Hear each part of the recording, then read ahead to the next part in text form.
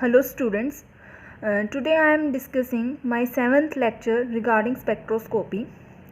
Till 6 lectures we have already discussed about basics of spectroscopy. कोई भी spectra generate कैसे होता है, उसके अंदर कितने रीजन होते हैं स्पेक्ट्रम के, इलेक्ट्रोमैग्नेटिक रेडिएशंस के मतलब उनकी क्या क्या कैरेक्टरिस्टिक्स होती हैं। तो जो भी बेसिक पार्ट है वो 6 लेक्चर्स में हम डिस्कस कर चुके हैं।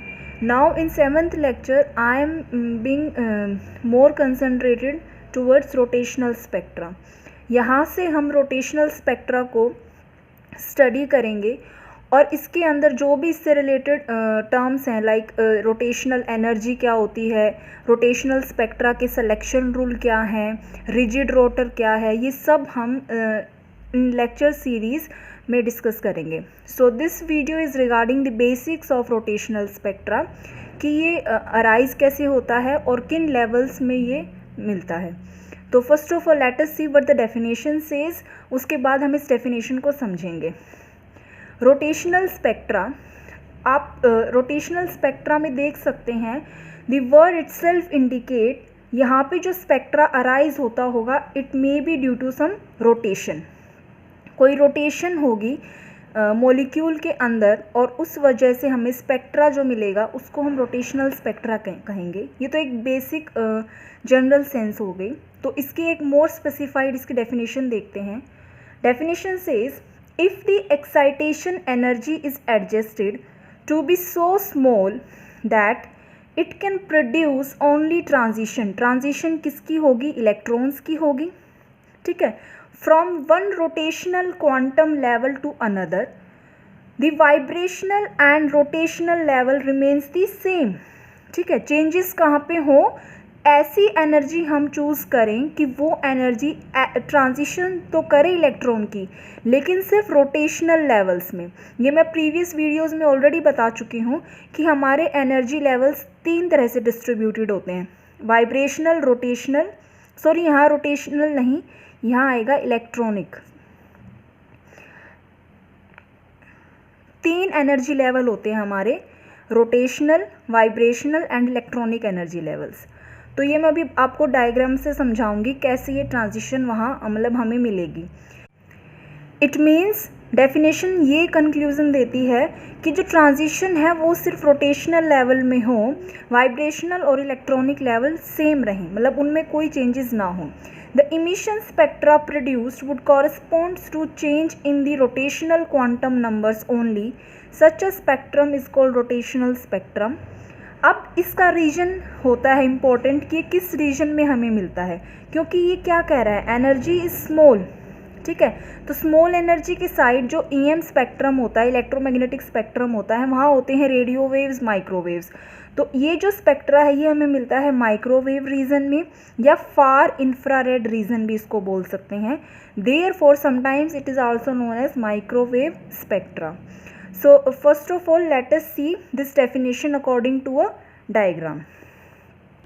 तो यहाँ वो डायग्राम है जो बेसिकली डिसाइड करेगा कि कैसे रोटेशनल लेवल में चेंजेस होने के बाद रोटेशनल स्पेक्ट्रा मिलेगा। तो जैसे कि मैंने अभी वहाँ लिखा था कि हमारे पास 3 तरह के लेवल होते हैं, इलेक्ट्रॉनिक, रोटेशनल एंड वाइब्रेशनल।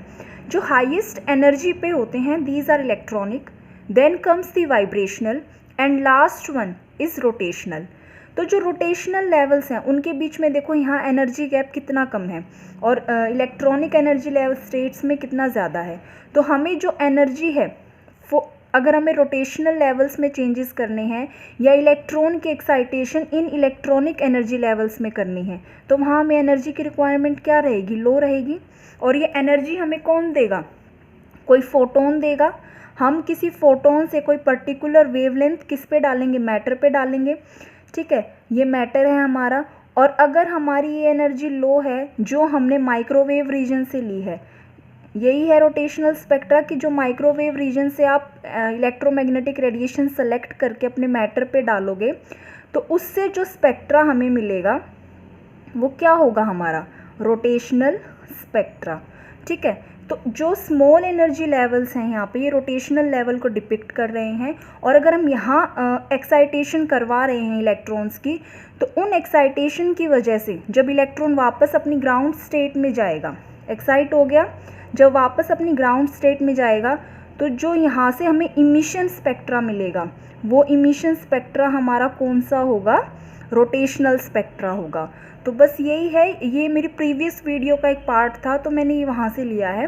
यहाँ मैंने वही चीज़ सेम लिखी हुई है कि जैसे इलेक्ट्रॉनिक की एनर्जी सबसे ज़्यादा होती है, रोटेशनल की सबसे कम। Electronic transitions are always accompanied by rotational and vibrational.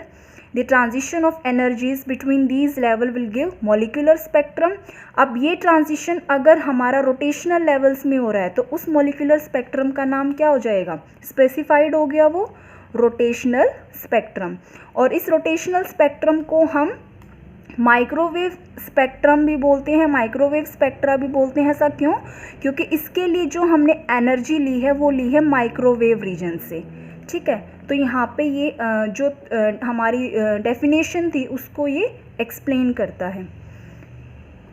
यहाँ मैंने जो एनर्जी थी उसको स्पेसिफाई कर रखा है कि जो ये मैंने ऑर्डर लिखा हुआ है ये एनर्जी ऑर्डर लिखा हुआ है या फ्रीक्वेंसी का ऑर्डर लिखा हुआ है। Highest energy highest frequency radiations ये होती हैं, टुवर्ड्स द लोअर एंड हमारे माइक्रोवेव रेडियो वेव्स ये होते हैं।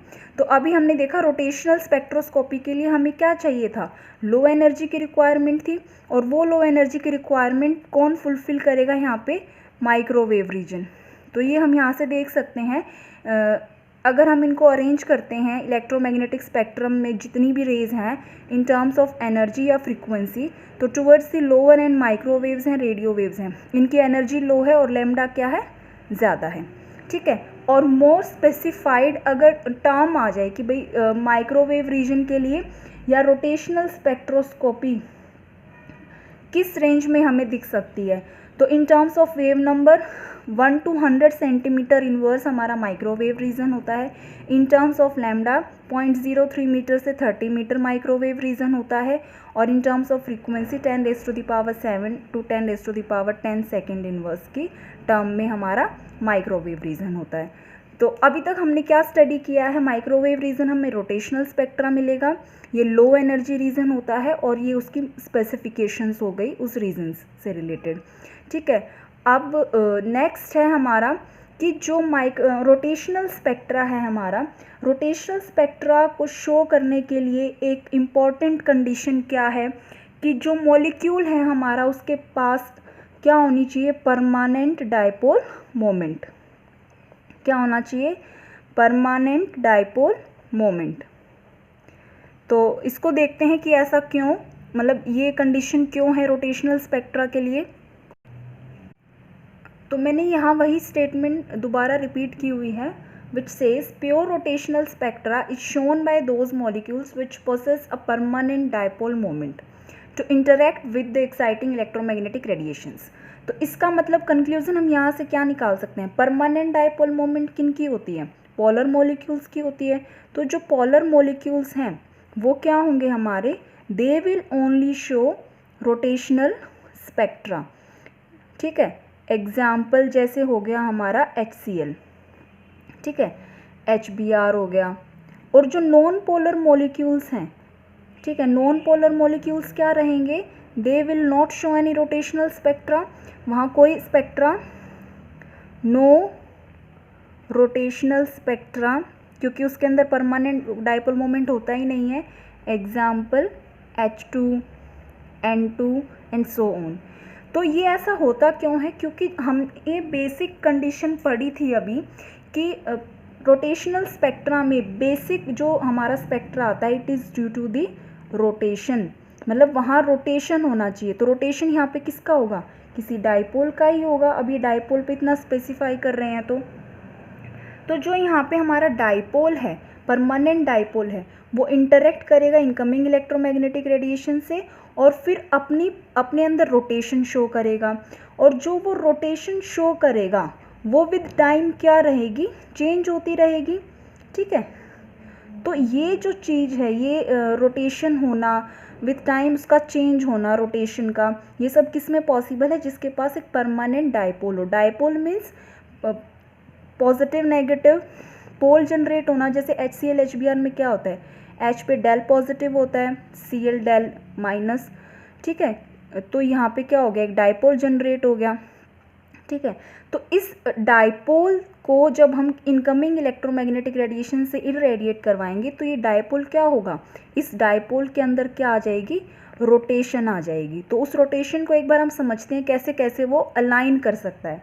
फॉर एग्जाम्पल ये वर्टिकल अभी अलाइनमेंट है डायपोल की, पॉजिटिव नेगेटिव सेंटर यहाँ हमने शो किए हुए हैं। अब नेक्स्ट इसकी क्या पॉसिबिलिटी हो सकती है, ये हमें इसमें क्या बेसिकली दिखाना है, हमें इसमें बेसिकली रोटेशन ही दिखानी है। तो अब इसके अंदर फर्स्ट हमने ये केस ले लिया, सेकंड केस में क्या हो सकता है भाई, अब मान लो ये रोटेट कर जाए, माइनस हमारा यहाँ आ गया, ठीक है, कैसे रोटेट हुआ है, इस वे में, मतलब ऐसे हॉरिजॉन्टल हो गया, तो प्लस हमारा कहाँ जाएगा, दिस साइड, ठीक है। उसके बाद फिर से इसको रोटेट कर दिया, नेक्स्ट केस में क्या हो जाएगा, फिर से वर्टिकल, ये नेगेटिव ऊपर, पॉजिटिव नीचे, अगेन फिर से रोटेट कर दिया, फिर हॉरिजॉन्टल, लेकिन इस साइड पॉजिटिव और यहाँ नेगेटिव। अब अगेन इसको रोटेट कर दिया, प्लस ऊपर और माइनस नीचे। तो ऐसे हमारे पास पॉसिबिलिटीज़ आ जाएंगी, ठीक है। आगे अगर हम रोटेट करेंगे फिर से हॉरिजॉन्टल हो जाएगा, यहाँ नेगेटिव और यहाँ पॉजिटिव।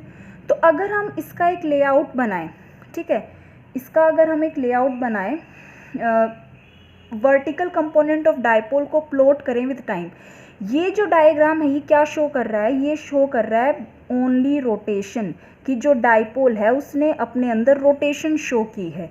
अगर वर्टिकल कंपोनेंट ही रहता, मतलब वो फिक्स होता, तो क्या होता, हमें एक स्टैटिक ग्राफ मिलता, लेकिन यहाँ पे हमें क्या मिलेगा, चेंजेस मिलेंगे, कभी वर्टिकल हो रहा है कभी हॉरिजॉन्टल हो रहा है, ठीक है। डायपोल हमारा, मान लो ये हमने HCl के स्टडी किया है, HCl में है ना पॉजिटिव नेगेटिव सेंटर्स, तो अब एक इसी को यहाँ डायग्रामेटिकली हम रिप्रेजेंट करेंगे, ठीक है। तो देखो प्लस माइनस, अगर हम इसको ऐसे कंसीडर करें कि जो हमारा ये पोर्शन है it is towards the lower and, ठीक है, ये यहाँ है, ओके। इसके बाद हमारा हॉरिजॉन्टल है, हॉरिजॉन्टल हो गया, फिर से वर्टिकल हो गया, फिर हॉरिजॉन्टल, फिर वर्टिकल, फिर हॉरिजॉन्टल, और अगर लास्ट में हम एक और ऐसे ही बना दें, इसको फिर से वर्टिकल दिखा दें, तो नेगेटिव ऊपर इस फॉर्म में ऐसे क्लॉकवाइज, पॉजिटिव नीचे। तो ये हमारा हॉरिजॉन्टल था, ये पॉइंट हॉरिजॉन्टल के लिए था, अब फिर से वर्टिकल। तो वर्टिकल हमने किससे शो किए हैं, ये, ठीक है, और जो हॉरिजॉन्टल हमारे पॉइंट्स थे वो ये हैं। ओके स्टूडेंट्स, ये सिर्फ एक समझाने का वे है कि जो हॉरिजॉन्टल और वर्टिकल कंपोनेंट हैं वो आपस में धीरे धीरे चेंज हो रहे हैं। ऐसा नहीं है कि हमें एक स्टैटिक ग्राफ मिल गया, ये सिर्फ एक ग्राफ है, एक सिंप्लीफाइड इसको करने के लिए कि जो डायपोल होगा, जो परमानेंट डायपोल होगा, विद टाइम वो रोटेशन शो करेगा, और रोटेशन किस फॉर्म में शो करेगा, कभी वो डायपोल वर्टिकली लाइन होगा, कभी हॉरिजॉन्टली। तो उसको सिर्फ एक रिप्रेजेंट करने का ये एक तरीका है जो समझाने के लिए निकाला है। तो यहाँ आज की क्लास में हम सिर्फ इतना ही करेंगे। आज की क्लास में हमने बेसिकली सिर्फ ये स्टडी किया है कि रोटेशनल स्पेक्ट्रा हमारा किस रीजन में आता है, ठीक है, कौन से मॉलिक्यूल रोटेशनल स्पेक्ट्रा देंगे, क्यों देंगे ऐसा, इसके लिए क्या कंडीशन है, मतलब क्योंकि वो क्या करेंगे, अपने अंदर रोटेशन शो कर सकते हैं, डायपोल रोटेट कर सकता है। तो ये बेसिक्स था इसका। In next class we will discuss about the energy of rigid rotor. So if you have any doubt regarding this session, then you can ask in the comment section. Thank you students and have a nice day.